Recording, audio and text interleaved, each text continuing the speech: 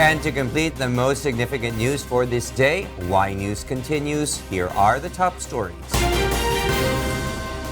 The prices of firecrackers sold in Bocaue, Bulacan have begun to increase ahead of the year-end festivities. Based on the firecrackers price list of Bocaue sellers, the 2,000 rounds of sawa now cost 750 pesos from its previous price of 500 pesos, while 1,000 round of sawa sells at 450 pesos.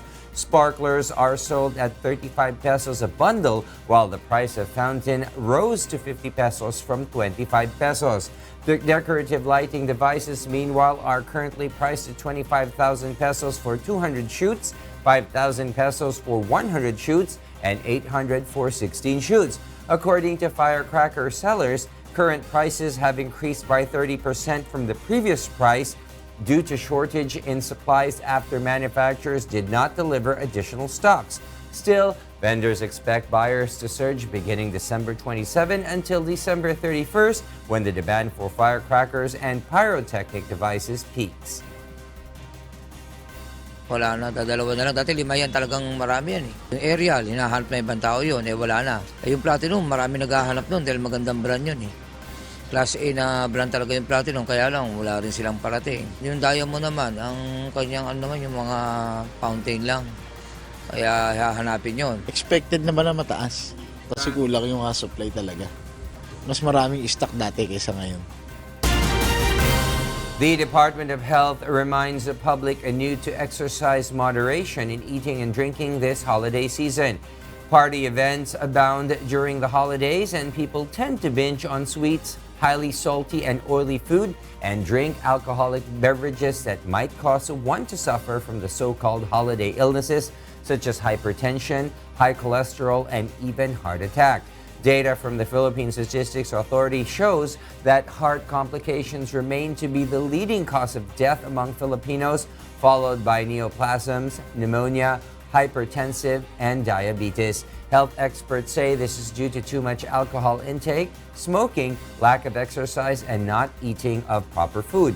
DOH advises people to immediately seek a medical consultation if they experience dizziness, difficulty in breathing, and headache after eating. Drivers should also refrain from taking the wheel when they have had one too many drinks. Lahat ng cholesterol, mataas ang mga BP ng mga pasyente.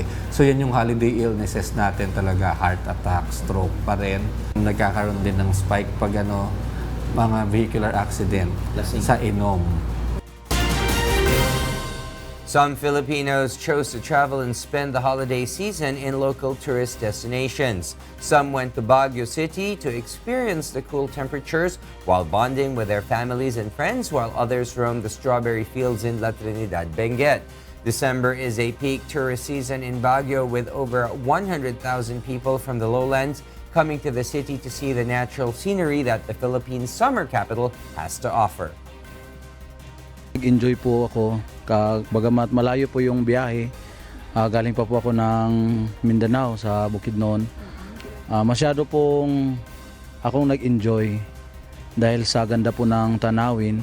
Hindi po mababayaran po ng pera yung saya na experience ko po dito.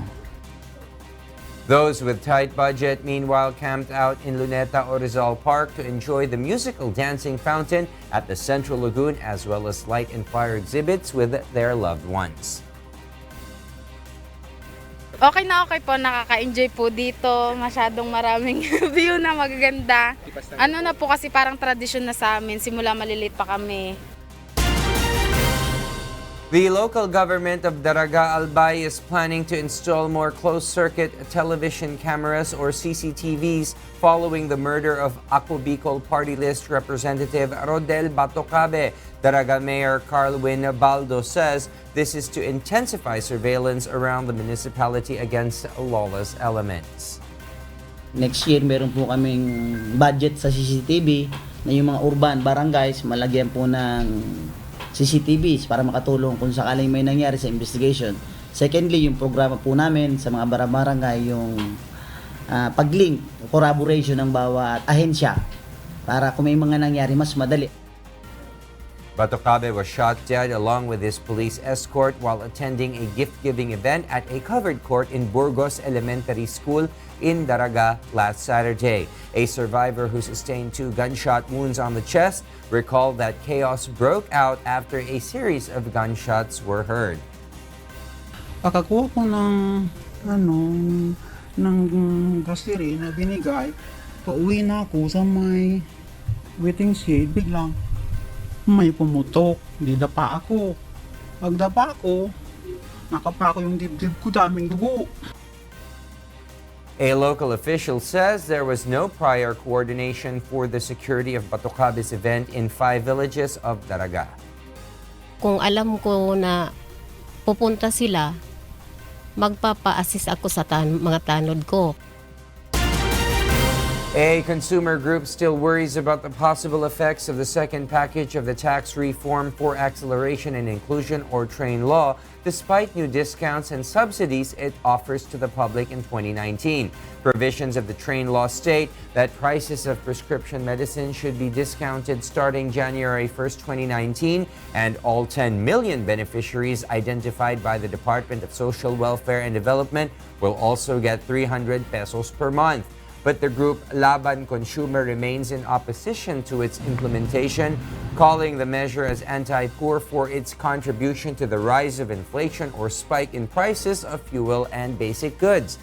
The group also notes that the government still owes part of the fuel subsidy to drivers and operators under the Pantawid Pasada program. The consumer group has earlier filed a petition before the Supreme Court seeking to stop the implementation of the TRAIN law.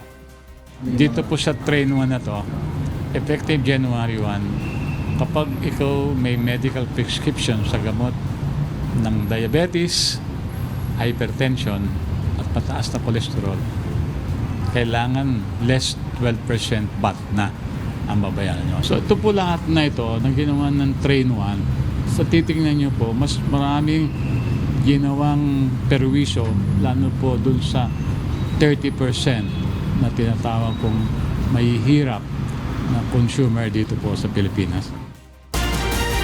In other news, police and military units across the country have been placed on alert ahead of the celebration of the 50th founding anniversary of the Communist Party of the Philippines. Government troops have been directed to remain vigilant and maintain active defense posture for possible attacks by communist rebels as they celebrate their anniversary on Wednesday, December 26.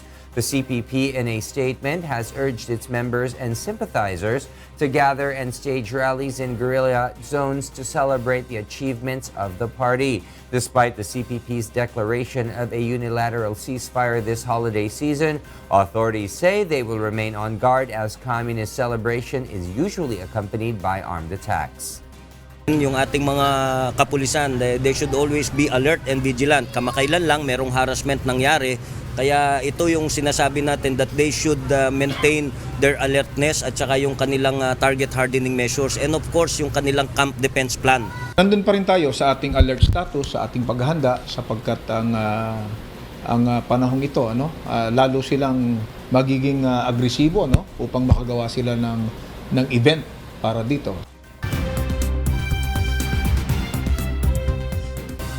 And for the news abroad, here's Kath Dumaraos live from Bangkok, Thailand. Kath, good evening. Good evening, William.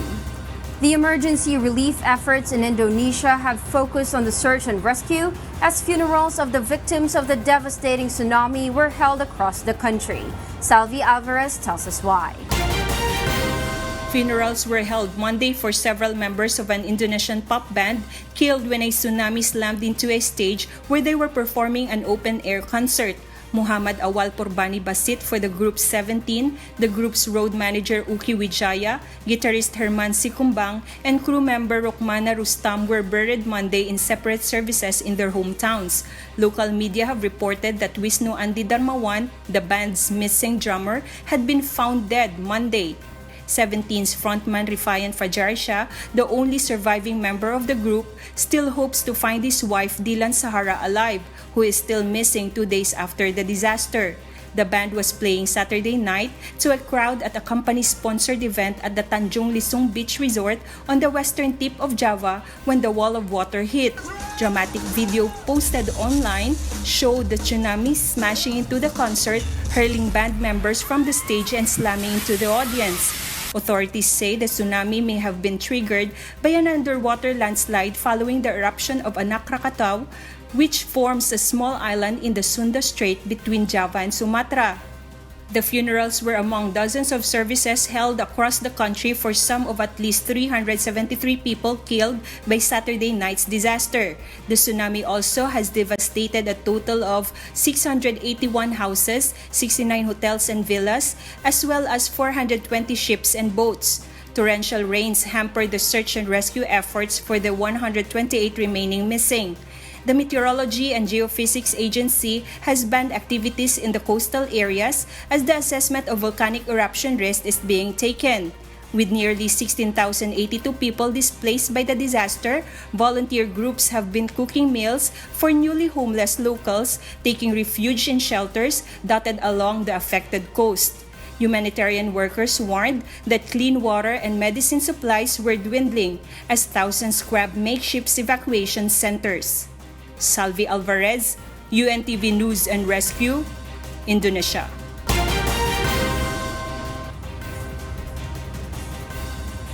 A massive steam plume spewed on Monday as Mount Etna erupted. Black smoke and ash covered the skies over Sicily's Catania, causing the closure of Catania Airport on Sicily's eastern coast. According to Italy's official ANSA news agency, a new fissure has opened up on the base of the southeastern crater of Etna, where an explosive activity is ongoing. A chain of around 130 earth tremors have rocked the volcano since Monday. Italy's National Institute for Geophysics and Volcanology said, with the strongest posting a magnitude of 4.0. Thai authorities have advised Bangkok residents to stay indoors as they tackle rising levels of air pollution in the capital city. This report explains why. Bangkok Metropolitan Administration officials used water cannons on Monday in areas deemed critical in an attempt to catch dust particles blamed for the hazardous air pollution in the capital city this past week. The concentration of particulate matter or PM 2.5 dust had eased up on Monday with a 24-hour rolling average of 36 to 56 micrograms per M3 compared to Friday's average of 114 to 175 micrograms per M3, according to data provided by the city's pollution control departments. PM 2.5 is a mixture of fine particles that can include dust, dirt, soot, and smoke. The pollution is mainly caused by the construction sites of government infrastructures, the roads and SkyTrains. At the same time, the private sector is also constructing high-rise buildings along those SkyTrain stations. Secondly, the combustion from the vehicles. We have to admit that we have a lot of cars and traffic jams. Local residents were seen wearing face masks during their morning commute to protect themselves from the current levels of pollution. Yes, I can feel it. It causes me to have trouble breathing, so I have to use face mask to protect myself. It's very hazy and grim these days. I feel that there's a lot of dust. I usually clean my nose frequently, and I can feel that it's not clean. Authorities have advised Bangkok residents to stay indoors and added the situation would get better in the next couple of weeks. Kat Dumaraos, UNTV News and Rescue, Bangkok, Thailand. A Mexican governor was killed just days after being sworn into office.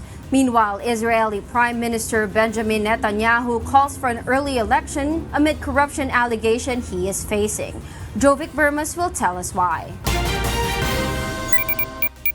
In Mexico, the governor of Mexico Central Puebla State, Martha Erica Alonso, has died in a helicopter crash just days after being sworn into office. Her husband, Senator Rafael Moreno Valle, and two pilots were also killed. Reports say there was a third passenger on board who also died. Monday's accident happened shortly after the aircraft took off from the state capital of Puebla. Alonso became Puebla's first female governor after hotly contested polls. The 45-year-old was a member of the center-right PAN party. In Pakistan, former Pakistani Prime Minister Nawaz Sharif was sentenced to 7 years in prison on Monday and fined $25 million on corruption charges that he says were politically motivated.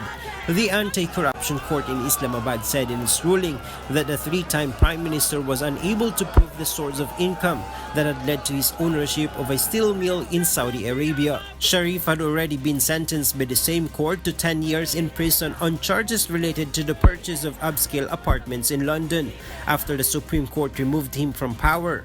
He was freed from custody in September pending an appeal. Sharif's supporters said he would also appeal against his latest conviction. And in Israel, the general election in Israel will be held early in April, Prime Minister Benjamin Netanyahu said on Monday after members of his governing coalition met to discuss differences over legislation. Netanyahu, now in his fourth term as Prime Minister, has been governing with a razor-thin majority of 61 seats in the 120-member parliament. He heads the right-wing Likud party. But a series of corruption probes against Netanyahu and pending decisions by Israel's Attorney General on whether to follow police recommendations to indict him had raised speculation he would opt to seek a public show of confidence at the ballot box. Netanyahu has denied any wrongdoing in the cases and has given no indication he will step down if charged. Jovic Burmas, UNTV News and Rescue.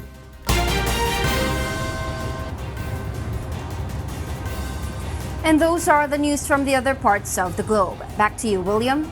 Thank you very much, Kath Dumaraos, live from Bangkok, Thailand.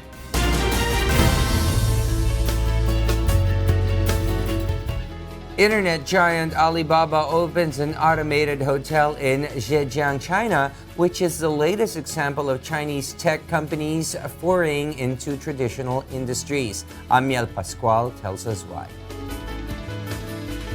China's internet giant Alibaba has opened a hotel loaded with artificial intelligence or AI and robots, automating a series of procedures like check-in, lights control, and room service.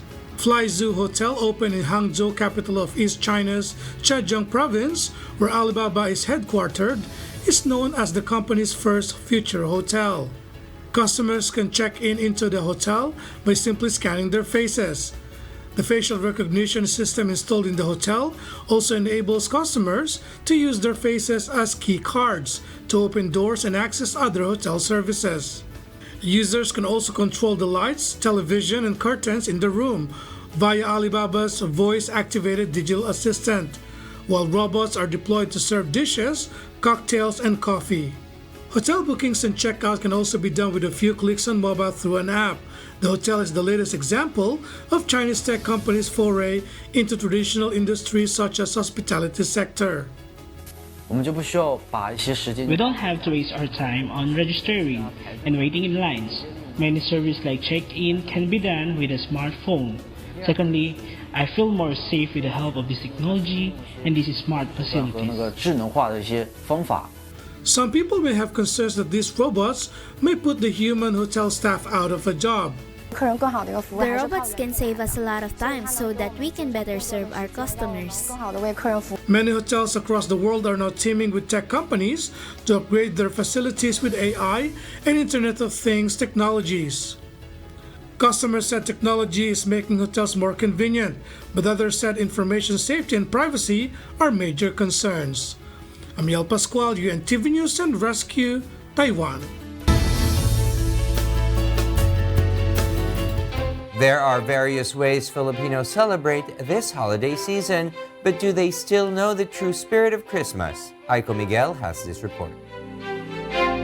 Parties, buffets, gift-giving, and merrymaking. These are the usual ways Filipinos often do during the holidays. But do Filipinos still know the true spirit of Christmas? Do we still know what being a Christian is all about? In the midst of our merrymaking, there are more important things that we should not forget. Have we even reached out to our loved ones who are sick or imprisoned?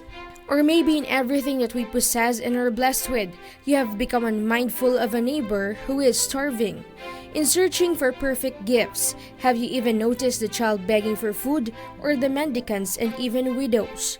Some may have forgotten about all this, but still, there are others who look after the welfare of those who are unfortunate, like the family Eliseo, who has different way of celebrating. Rather than spending without party or what. Pero ginawa namin, kasi nakikita namin everyday, di ba? Umiikot kami dito yung kasing way namin from bahay going to office.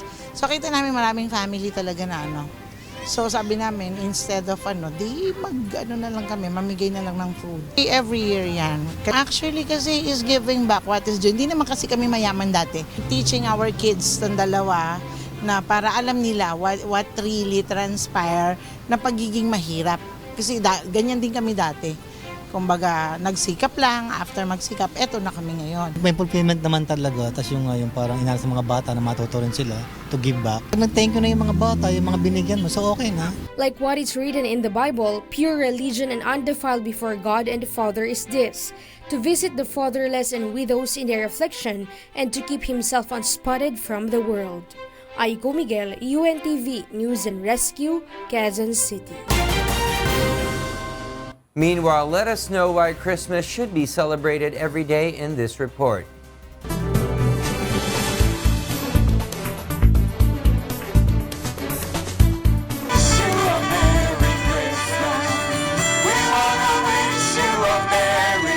What is Pasko?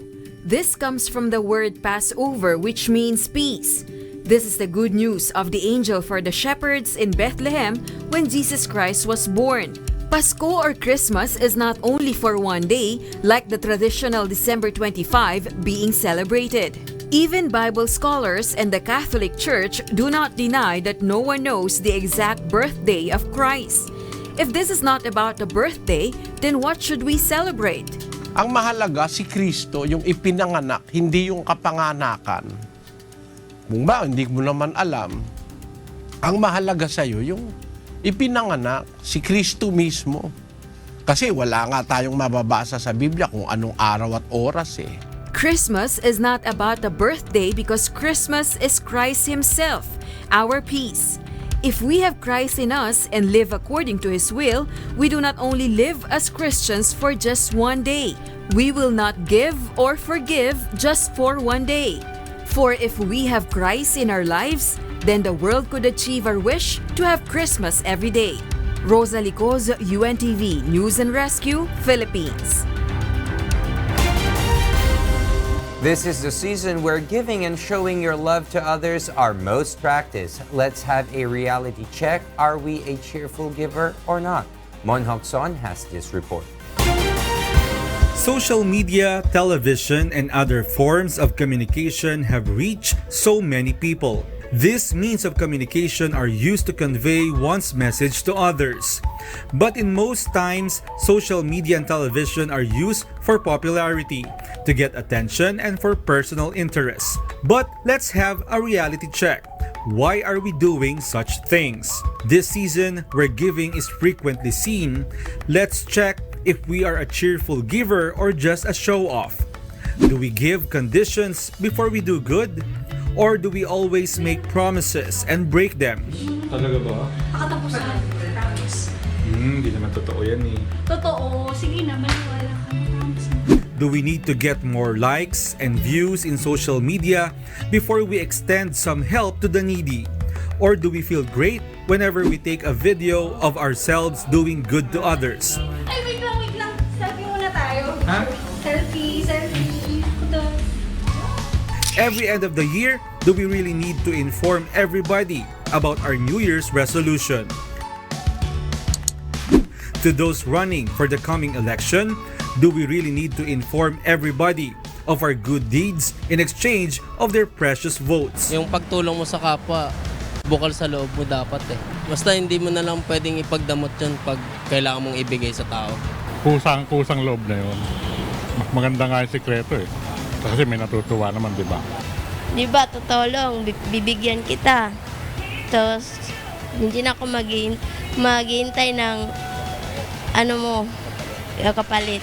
Kung mayroon ka namang itutulong, di bigay mo na, hindi mo na dapat ipaalam. Kung kani-kanino pa. As stated in the Bible, whenever we want to help someone, let's not expect anything in return. And don't let your left hand know what your right hand is doing, so the Father will reward you openly. Remember, no good deeds will bear evil. Whether you're being filmed or posted on social media, you are the one who can answer and know if what you are doing is from the bottom of your heart. Mon Hokson, UNTV, News and Rescue. And those are the reasons behind the news, December 25, 2018. I am William Thio. Because we need to know, we will always ask why. Good evening, everyone.